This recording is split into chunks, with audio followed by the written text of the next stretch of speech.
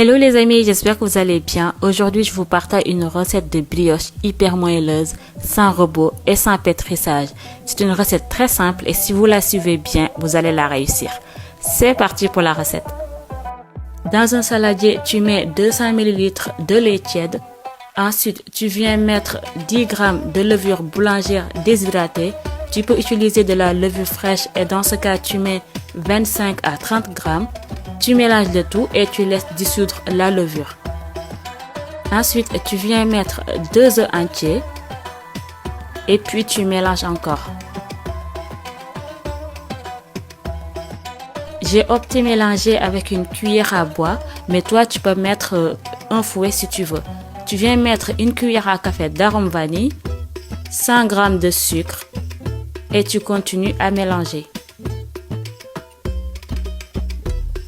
L'arôme vanille peut être remplacé par de la fleur d'oranger ou du sucre vanillé. Tu viens mettre 100 g de beurre mou et ensuite tu mélanges un peu avant de rajouter la farine.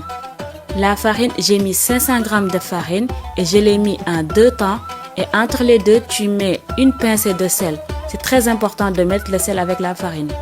Tu mélanges bien pour bien incorporer le beurre avant de rajouter l'autre partie de farine. Donc au total, c'est 500 g de farine.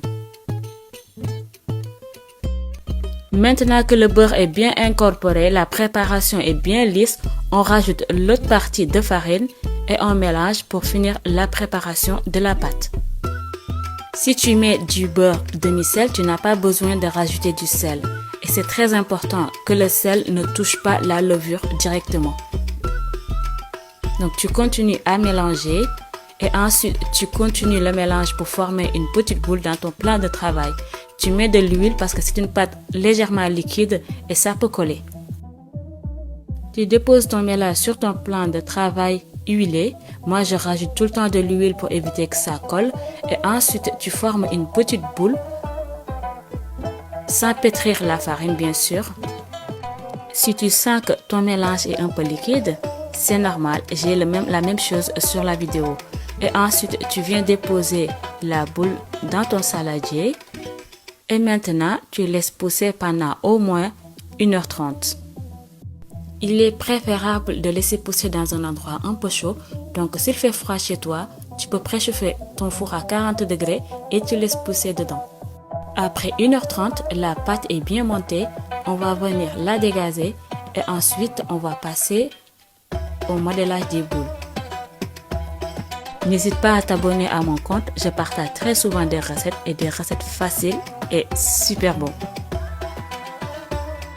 Maintenant, on va finir la préparation sur le plan de travail en formant un boudin et puis ensuite on va venir préparer le moule.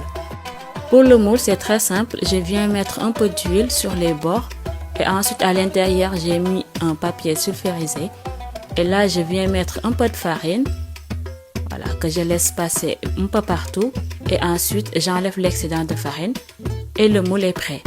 Maintenant, on va venir préparer les boules. Au départ, j'étais partie sur 7 boules, mais après j'ai réajusté pour en avoir 8. J'ai pas pu mesurer le poids des boules, mais je me suis assurée que ça soit à peu près la même taille. Et maintenant, tu viens faire exactement comme j'ai fait sur la vidéo avec chaque boule.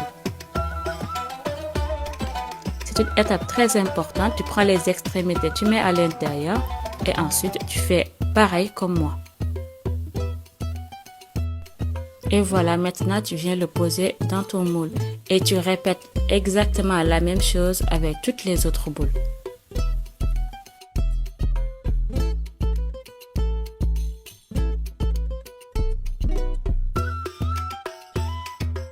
Maintenant que cette étape elle est faite, on va laisser pousser la pâte encore au moins 30 minutes. Après 30 minutes, la pâte est bien levée. On va venir préparer la dorure.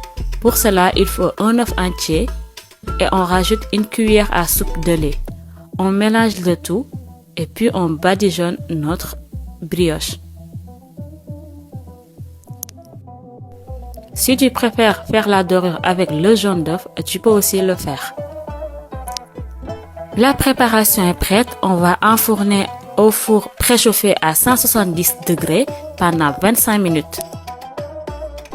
Et voilà la brioche toute prête. J'espère que cette recette t'a plu et que tu vas la reproduire sans problème. N'hésite pas à partager, à liker et à commenter. Je te fais plein de bisous et je te dis à bientôt pour une nouvelle recette rapide. Bisous!